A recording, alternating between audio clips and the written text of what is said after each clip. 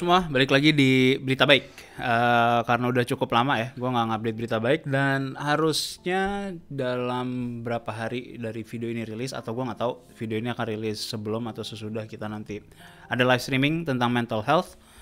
Jadi tulis aja di kolom komen kalau lo pada suka untuk ngebahas itu atau dari perspektif lain atau dari segi lain untuk kita bahas yang lebih mendalam. Tapi di sini untuk berita baik pertama ada berita yang cukup menarik buat gue. Ini datang dari Nvidia dan kalian bisa baca white paper itu ada di developer.nvidia.com. Ya nanti harusnya akan ketulis di sini di video kalau kalian mau baca. Jadi Nvidia dengan segala kemajuannya dia terutama di bidang AI dan kalau kalian yang mengikuti kemajuan Nvidia dalam bidang computing performance itu memang loncatannya semakin jauh. Terus kalau kita lihat Nvidia Tesla sekarang banyak banget yang digunakan untuk AI learning dan segala macam. Itu adalah salah satu impian gue untuk punya salah satu GPU-nya mereka untuk gue menggunakannya sebagai AI learning machine gue. Tapi di sini apa yang Nvidia berhasil lakukan adalah mereka menciptakan yang namanya itu digital twin. Jadi digital twin itu pada dasarnya kalau ini ada satu objek dan objek yang berikutnya itu di fotokopi di dunia digitalnya. Yang difotokopi oleh Nvidia atau dijadikan digital twin-nya di sini adalah bumi. Jadi mereka bikin skala bumi yang 1:1 dengan ukuran per 1 meter. Jadi per 1 meter di sini adalah yang mereka bisa copy dan sedetailnya itu adalah 1 meter yang ada di bumi. Nah jadi sebenarnya kalau kita ngomongin digital twin, gua rasa di masa depan hal yang salah satu paling dicari sama orang itu adalah digital twin expert. Jadi fungsinya digital twin itu adalah mencoba untuk mereplikasi apa yang bisa terjadi di dunia nyata melalui simulasi yang ada di digitalnya. Jadi digital twin ini yang akan digunakan sebagai case study yang akan melihat seperti apa atau apa yang akan terjadi atau apa yang akan terjadi apabila kita melakukan suatu sets of testing. Dan ini biasanya akan sering banget ditemukan oleh kalian tentunya yang mungkin anak SMK juga sudah paham tentang hal ini, yang terutama yang udah biasa menggunakan simulation flows dan segala macam terutama untuk fluid flows. Itu pasti kalian sudah paham kalau penggunaannya itu benar-benar akan berguna banget di dunia nyata. Dan sekarang kita sudah mencapai titik di mana kita udah bisa mereplikasi atau memperkirakan cuaca seperti apa, climate change akan seperti apa, kenaikan air seperti apa melalui digital twin yang ada di Nvidia bangun ini. Nah mungkin untuk memudahkan buat kalian yang baru paham, digital twin pada dasarnya adalah bisa dibilang computer model. Jadi mungkin itu adalah salah satu yang paling mudah untuk dipahami dan dimengerti supaya kalian tahu bahwa kurang lebih itu mirip dengan suatu computer model, cuman dengan physics dan bahkan kita bisa ngomongin traffic jam apa segala macam itu kalian bisa replikasikan dengan sangat-sangat akurat melalui digital twin tersebut.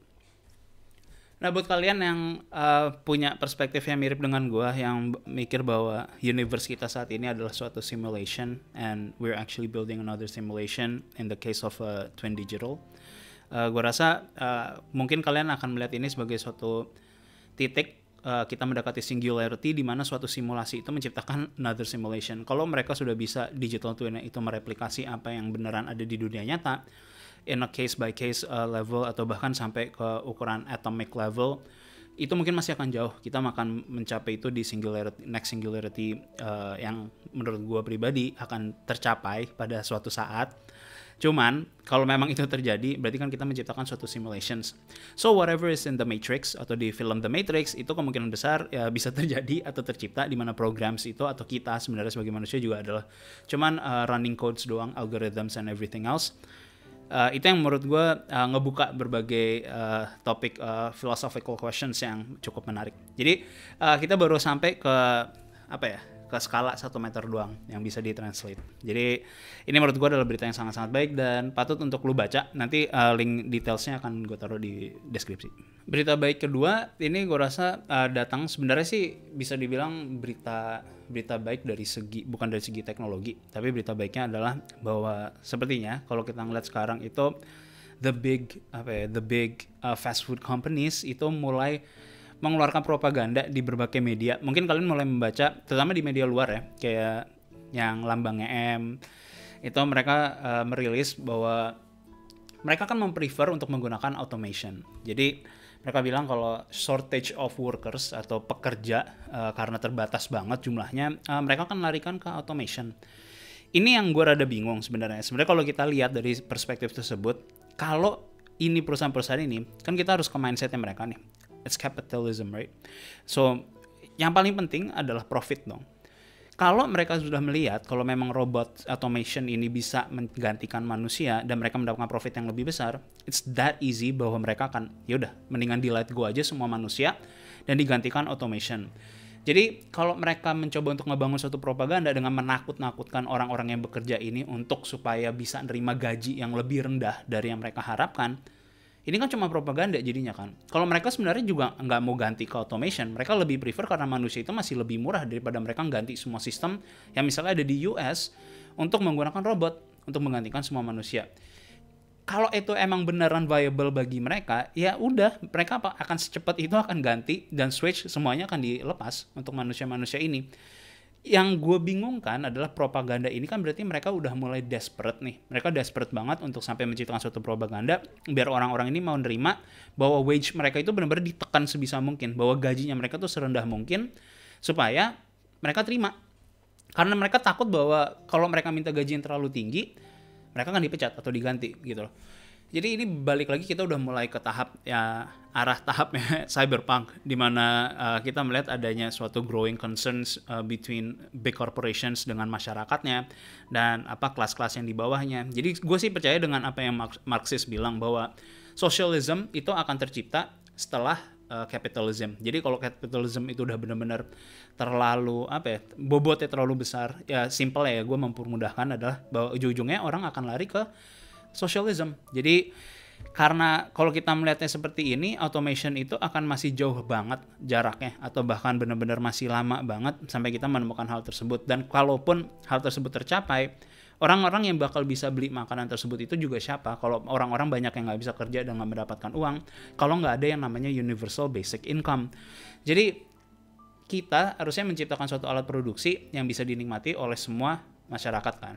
Harusnya secara logika adalah seperti itu, bahwa semua orang bisa sama-sama menikmati, di mana manusia itu hanya tinggal hidup ya melakukan apa yang mereka cintai. Itu memang agak utopian banget atau suatu bentuk impian banget bahwa universal basic income itu bisa ngebantu manusia supaya mereka bisa melakukan apa yang mereka inginkan. Jadi bukan karena mereka kerja untuk hidup doang, dan ya mereka hidup dengan melakukan apa yang mereka passionate dan apa yang mereka sukai supaya hasil kerjanya juga maksimal, bukan kerja untuk ya slavery gitu loh. Jadi itu yang menurut gue cukup menarik, dan berita baiknya memang dari segi itu bahwa big corporations mencoba untuk bikin suatu propaganda biar orang-orang itu rada takut bahwa kalau mereka nggak bisa mendapatkan gaji yang sesuai, ya mau nggak mau mereka harus terima aja daripada mereka dipecat dan digantikan nanti ke depannya oleh robot. Walaupun sebenarnya robotik itu menurut gue tetap kemajuan yang benar-benar menarik banget. Tapi sih dari segi social perspective, ini menurut gue adalah berita baik bahwa ya mereka cukup mereka udah aware terhadap hal tersebut dan harus sampai menciptakan suatu propaganda. Berarti manusia harus nge-push terhadap big corporation seperti ini. Lanjut ke berita terakhir, ini gue nggak tahu ya dari perspektif kalian, ini tergantung sama pendekat kalian dalam melihat hidup seperti apa. Tapi buat gue ini adalah suatu berita baik. Ini bahwa fertility untuk di India itu sudah di bawahnya jumlah yang replacement level ya. Jadi dalam beberapa tahun ke depan populasi India akan menurun. Jadi yang sebelumnya sekitar 5 tahun bahkan 10 tahun yang lalu, ya 5 tahun bahkan bisa dibilang ya, itu dibilang kalau India itu akan mengalami suatu bentuk overpopulations, tapi kenyataannya sekarang enggak, karena jumlah fertility-nya itu justru menurun dan udah di bawahnya replacement level. Jadi akan lebih banyak orang yang meninggal dibandingkan orang yang lahir. Jadi sebenarnya menurut gue ini adalah berita yang baik. Banyak orang yang sebenarnya akan, terutama banyak argumen maupun criticism terhadap pendekatan gue yang bilang bahwa dunia itu sebenarnya overpopulated. Jadi jumlah orang itu benar-benar banyak banget karena manusia itu dibagi sebagai bentuk means of work kan. Jadi kita memerlukan manusia untuk mencapai suatu titik tertentu. Cuman kalau kita balik yang sebelumnya tadi gue bahas, topiknya adalah bahwa arahnya kita itu kan ke bentuk automation. In the end, manusia itu akan bekerja semakin sedikit dan akan diganti oleh, terutama labor work, itu akan diganti oleh robots atau automations dan semua bentuk yang sedang kita lagi capai ke titik sekarang. Seperti kalian bisa lihat kalau Agility Robotics itu udah menciptakan suatu robot yang humanoid, bukan humanoid in forms like yang si Tesla kemarin announce, yang sebenarnya menurut gue, yang udah gue udah jelaskan juga itu nggak masuk akal banget. Tapi mereka sudah menciptakan suatu robot yang sebenarnya bisa bekerja di warehouse dengan benar-benar baik, dengan navigasi yang juga sama baiknya. Nah, jadi dengan menurunnya jumlah populasi seperti ini, sepertinya kita bisa ngeliat kalau semakin maju negaranya, fertility rate itu selalu semakin menurun. Nah, jadi ini sebenarnya suatu kasus yang cukup menarik, terutama dari banyak orang yang sekarang juga melihat perspektifnya seperti itu. Jadi di mana gue nggak mau punya anak, atau gue pengen punya anak tuh jumlahnya tuh nggak mau banyak-banyak. Dan bahkan setidaknya untuk anecdotal evidence, di orang-orang yang dekat dengan gue pun juga akan memilih atau mempertimbangkan untuk mereka tidak memiliki anak. Dan menurut gue itu adalah hal yang sangat-sangat wajar dengan melihat arah dunia itu seperti apa, terus ekonomi itu akan seperti apa, dan ya banyak banget untuk yang bisa kita pertimbangkan untuk nggak memiliki anak, terutama di climate yang seperti ini. Jadi kalau kita ngomongin kayak masalah ya centralized maupun decentralized economics atau markets, itu aja udah menjadi suatu itu yang agak cukup membingungkan bagi anak-anak nanti yang akan lahir di masa depan, dan mereka juga akan pelajarin itu arahnya kemana dan segala macam, karena akan banyak banget branching out dan suatu industri yang baru yang akan berubah total dari yang dunia kita tinggali dari 5 atau 10 tahun ke belakang. Munculnya internet itu kan merubah langsung total, semua landscape itu berubah total, dan Web 3.0 ini akan melakukan hal yang sama terhadap hidup kita yang biasanya. Sekarang kalau kita udah ngeliat sekarang, semenjak COVID sebenarnya, berapa banyak sih dari kalian yang nggak menyangka kalau sebenarnya pekerjaan kalian itu bisa dilakukan secara remote. Mayoritas waktu kalian itu habis atau stres karena di jalan untuk ke kantor dan pulang pergi, atau karena kalian ngekos, ada segala macam. Jadi cost for life untuk bekerja itu sangat-sangat tinggi, dan ternyata semuanya bisa berjalan dengan baik dilakukan secara mobile atau remote. Dan ini yang menurut gue ngebuka banyak banget mata dan menjadi suatu push atau punch sebagai metaverse itu bisa sangat-sangat masuk akal tercipta. Bahwa kalau kita bisa berada di suatu metaverse, physical environment itu jadi nggak berguna karena itu bisa di replace. Yang jadi masalah sekarang adalah misalnya kalau kita cuman 2D doang, atau misalnya melakukan Zoom atau Discord atau kemarin yang kita pakai Gather Town ya, pakai Gather Town, yang jadi isu adalah kita nggak bisa ngeliat langsung kan, kayak gue nggak ada papan nih kayak misalnya di belakang gue, atau lo nulis segala macam. If we're talking in the metaverse, in a virtual world, in a virtual place, itu kan semua bisa terjadi nih. Apa yang lo lihat sekarang, lo bisa ada di depan gue dan segala macam. Cuman bedanya adalah settingnya di virtual. Jadi apa yang gue lakukan, apa yang gue tulis itu bisa terjadi kan. Apakah masih ada kemungkinan miscommunications? Tentu bakalan ada, karena physical distance itu akan benar-benar berguna. Tapi selebihnya kalau kalian ngomongin kayak gue pengen nulis ini, pengen nulis itu segala macam, baru ketemu itu kan ya itu bisa perlahan tergantikan, walaupun nggak 1:1. Dan gue nggak tahu kapan 1:1-nya. But we are heading there. Jadi ini emang agak meluas kemana-mana, dan sebenarnya itu balik lagi ke topik yang sebelumnya, kalau tentang humans as a means of work dan sebagai alat produksi yang tentunya ke depannya dengan semakin sedikit manusia dan lebih banyak automation itu akan jauh lebih masuk akal.